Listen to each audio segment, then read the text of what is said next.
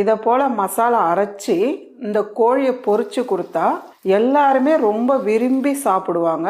ஏன்னா அந்த அளவுக்கு நல்ல டேஸ்டா இருக்கும். இப்போ ஒரு மிக்ஸி ஜார் வச்சுக்கலாமா? ஒரு 10 பீஸ் சின்ன வெங்காயம் சேர்த்துக்கலாம், ஒரு 10 பல்லு பூண்டு சேர்த்துக்கலாம், 3 துண்டு இஞ்சி, 1 டீஸ்பூன் சோம்பு, கொஞ்சமா கறிவேப்பிலை, கொஞ்சமா கொத்தமல்லி, கூடவே ஒரு 7 காஞ்ச மிளகாய். தண்ணி சேர்க்காம ஒன்னும் பாதியமா கொரகொரப்பா அரைச்சி எடுத்துக்கலாம். இப்போ ஒரு பவுல் வச்சுக்கலாம். நான் 3/4 கிலோ சிக்கன் எடுத்திருக்கேன். ஒன்னும் பாதியமா அரைச்சி வச்சிருக்க மசாலா இதையும் சேர்த்துக்கலாம். 1.5 டேபிள் ஸ்பூன் அளவுக்கு காஷ்மீர் மிளகாய் தூள் சேர்த்துக்கலாம். 1.5 டேபிள் ஸ்பூன் அளவுக்கு கார்ன்ஃபிளவர் மாவு சேர்த்துக்கலாம். உப்பு தேவையான அளவு சேர்த்துக்கலாம். கூடவே ஒரு முட்டை, ஒரு 3 சிட்டிக்கு அளவு மஞ்சத்தூள், 1/2 டீஸ்பூன் அளவுக்கு மிளகுத்தூள், 1/2 டீஸ்பூன் அளவுக்கு லெமன் ஜூஸ். இப்போ இதெல்லாம் சேர்த்து நல்லா மிக்ஸ் பண்ணிடுங்க. இந்த அளவுக்கு நல்லா கலந்துட்டு இப்போ ஒரு 1/2 மணி நேரம் அப்படியே விட்டுடுங்க. பாருங்க, 1/2 மணி நேரம் ஆயிடுச்சு. இந்த அளவுக்கு நல்லா ஊறி இருக்கணும். பேன்ல சிக்கன் பொரிக்கிற அளவுக்கு எண்ணெய் சேர்த்துக்குங்க. இப்போ ஒரு பீஸ் எடுத்து சேர்த்துடலாம். ஒரு பக்கம் செவந்ததுக்கு அப்புறம் அதுக்கப்புறம் திருப்பி விடுங்க. எல்லா பக்கமும் நல்லா திருப்பி விடுங்க.